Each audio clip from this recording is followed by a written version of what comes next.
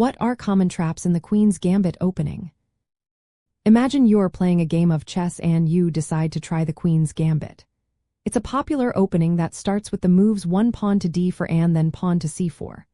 While it looks simple, there are some sneaky traps that can catch you off guard if you're not careful.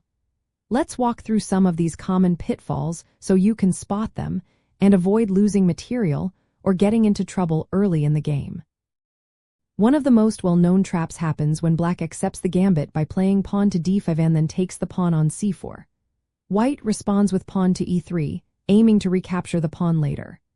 If Black tries to hold onto the extra pawn with pawn to b5, White can play pawn to a4, attacking that pawn. When Black responds with pawn to c6, White captures on b5 with pawn to a4, and then plays queen to f3. This move puts pressure on Black's rook on a8 and the pawn on b5. Black cannot defend both pieces properly, and White can win material. This trap is still common because Black often tries to keep the extra pawn, but it can backfire if they are not cautious. Another tricky spot is the fianchetto variation, where Black develops the bishop to g7 after moves like pawn to d5, pawn to c4, pawn to e3, knight to f6, bishop to c4, and knight to f3. White then plays queen to a4, which looks harmless but actually creates immediate problems for Black. The move queen to a4 checks the king and forces Black to respond carefully. If Black mishandles this check, White can gain a strong position or even win material.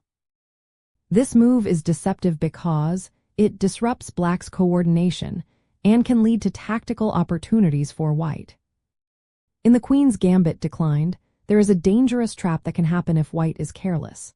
After moves like pawn to d5, pawn to c4, knight to c3, knight to f6, bishop to g5, and knight to d7, White might think they are safe.